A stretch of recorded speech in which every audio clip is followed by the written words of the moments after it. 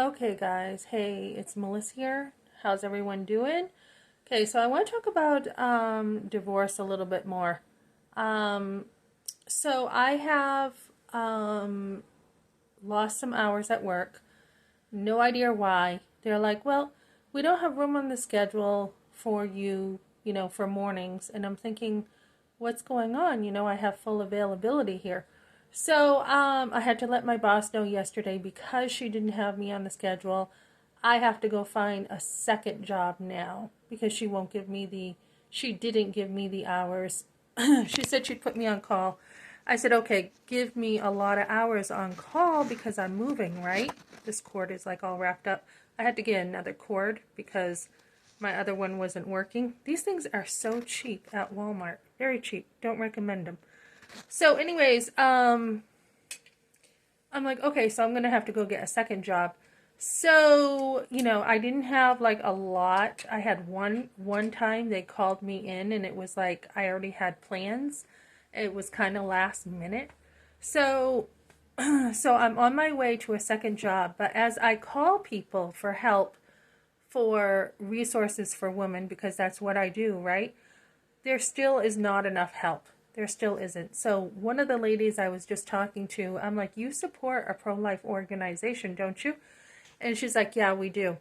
And I saw 34,000 they give to this pregnancy center. So I'm like, well, this is great that you do that. But once mothers are mothers and their husband just left them, we need more support. So she was saying that she was a single mom at one time and she had to have a good support group around her. That's what she needed. And I'm like, yeah, well, I went to the divorce care class, so it is important.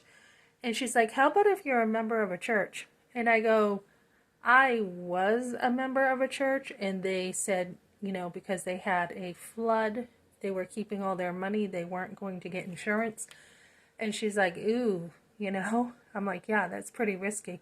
So, we see these people who give in another church too, $50,000 or more. I don't know, I have the paper next to me, to pregnancy centers. But when you go to their church, this is a church I recently went to, they do not help. So I had a church I recently went to, and they were like, oh, we only help one time.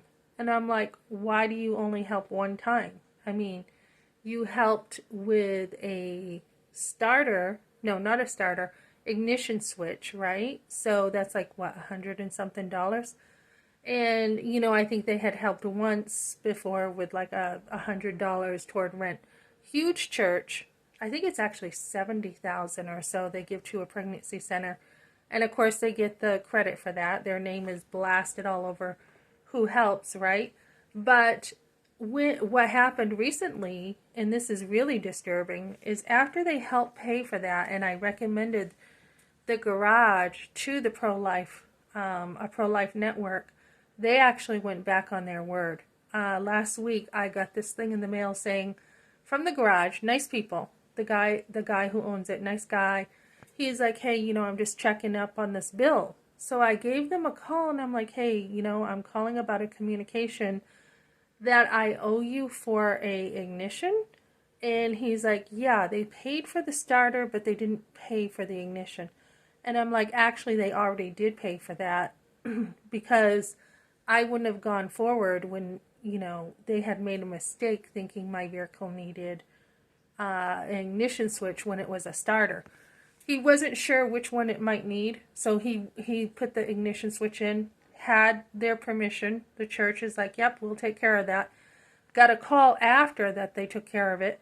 And then for like $228 or something like that, I forget, there was a bill after they put the starter in, which there was permission for that too. And I said, look, I wouldn't have gotten the work done unless they said it was okay. So he's like, well, you might have to go back to the church. And I'm like, no, actually, I think you need to go back to the church and figure it out because they already approved this and you knew about it basically. When I was at the garage, I'm like, well, this, yeah, we can do this if they approve it. So this guy who was in charge at the garage is like, well, let me email him Let's make sure it's approved. So he was in that. And then the church, because I told them that's all you're doing for help. I mean, seriously, you don't really, this is thousands of people. You don't really do more for people. They're like, we only help once. So I'm like, well, in that case, you know what? I will not be going to your church, and I really can't help when you just ask me to help you with something. So they had asked that us ladies put, meals together for this lady whose husband is in the hospital. And I emailed them and I'm like, guess what? I can only help you once, so I can no longer help with this. And, they didn't like it, so they pretty much backtracked on me, is what it looks like. And, we go to church and we tithe every single week, right? So why, when we tithe every week and not that I do, I haven't, because I'm not like in that position. But when we go there, and there have been times, like when I was married, we did tithe for a time. And then I said to my husband, why are we tithing when we need this, right?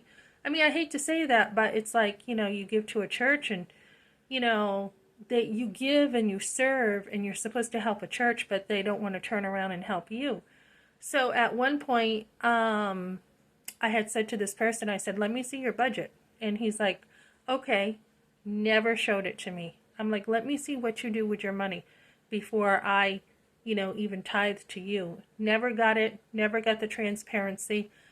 And then I saw, oh, we had all these people over, so we ordered Chick-fil-A and we ordered from all these restaurants. And the argument was, we want to be good stewards of God's money, so we only help people once. So then I see Chick-fil-A and I see, all this stuff that they did. So I confronted them about that, and they were ticked off, and they just didn't communicate with me anymore.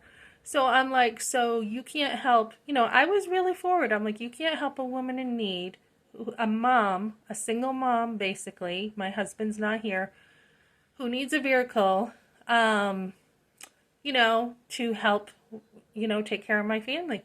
So they'd rather spend it on Chick-fil-A and stuff and call that, being good stewards of God's money.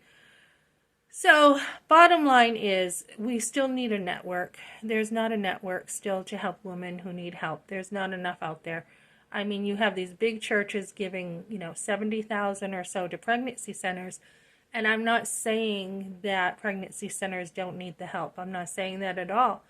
But when you look at $70,000 and then you look at, well, we help only with diapers and formula, and, it doesn't go directly to women who really need the help, I think we can do better. So that's kind of what I got for now.